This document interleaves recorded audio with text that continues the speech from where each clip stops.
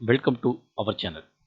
நம்ம சேனலில் ஆசிரியர்கள் சிறப்பு தகுதி தேர்வு பற்றிய அறிவிப்புகளையும் உத்தரவுகளையும் அரசு தரப்பில் வைக்கின்ற முக்கிய சலுகைகள் பற்றிய சிறப்பு வகுப்புகள் பற்றிய அறிவிப்புகளையும் தகவல்களையும் அவர்களுக்கான முக்கிய தேர்வு கொஸ்டின் மார்க் ப்ரீவியஸ் கொஸ்டின் அதேபோல் ஆன்சர் கீ இதெல்லாம் அப்டேட் பண்ணிட்டுருக்கோம். இன்றைய தினம் டிஎன்டிஇடி சிறப்பு தேர்வு 60 தேர்ச்சி மதிப்பெண்கள் ஆசிரியர்களுடைய முக்கிய கோரிக்கை. நீண்ட நாட்களாக தேர்வு எழுதக்கூடிய ஆசிரியர்களுக்கான முக்கிய கோரிக்கையாக 60 மதிப்பெண்கள் பாஸ் மார்க் 60ஆக குறைக்க வேண்டும் என்று நீண்ட நாட்களாக கோரிக்கைகள் வைக்கப்படுகிறது. எதன் அடிப்படையில் இந்த கோரிக்கைகள் முன்வைக்கப்படுகிறது என்பதை பார்ப்போம். 2026ஆம் ஆண்டு ஆசிரியர்களுக்கான டெட் சிறப்பு தேர்வு நடைபெற உள்ளது. இதில் கலந்து கொள்வதற்கு ஆசிரியர் பணியில், அதாவது அரசு பள்ளியில் பணிபுரியும் ஆசிரியர்கள், அரசு உதவி பெறும் பள்ளியில் பணிபுரியக்கூடிய ஆசிரியர்கள், தனியார் பள்ளியில் பணிபுரியக்கூடிய ஆசிரியர்கள் விண்ணப்பிப்பதற்கு மட்டுமே அனுமதி வழங்கப்பட்டிருந்தது. இவற்றை உறுதி செய்யும் வகையில் பணிச்சான்று சமர்ப்பிக்கும் வகையிலும் டிஇஓ, சிஇஓ கையொப்பம் பெற்று பணிச்சான்றிதழை சமர்ப்பிக்க வேண்டும் என்று விண்ணப்பிக்கக்கூடிய நடைமுறையில் பின்பற்றப்பட்டது.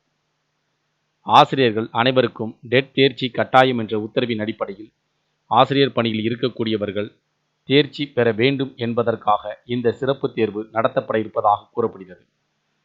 ஆசிரியர்கள் 2026ஆம் ஆண்டு நடைபெறுகின்ற இந்த சிறப்பு தேர்வில் தேர்ச்சி மதிப்பெண்களை 60ஆக குறைக்க வேண்டும் என்று தொடர்ந்து கோரிக்கைகளை முன்வைத்து வருகின்றனர்.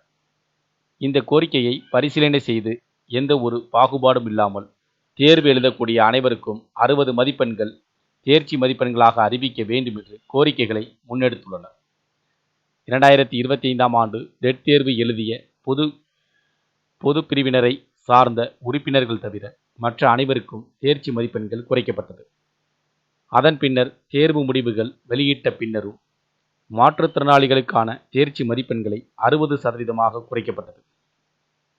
அதேபோல் 2026ஆம் ஆண்டு ஆசிரியர்களுக்கான சிறப்பு தேர்வு எழுதக்கூடிய ஆசிரியர்கள் முன்வைத்துள்ள கோரிக்கைகளை பரிசீலித்து தேர்ச்சி மதிப்பெண்களை அனைவருக்கும் எந்த ஒரு பாகுபாடும் இல்லாமல் 60 மதிப்பெண்களாக மாற்றம் செய்ய வேண்டும் என்று ஆசிரியர்கள் சங்கங்கள் மற்றும் ஆசிரியர்கள் கூட்டமைப்பு சார்பிலும் கோரிக்கைகள் முன்வைத்திருப்பதாக கூறப்படுகிறது.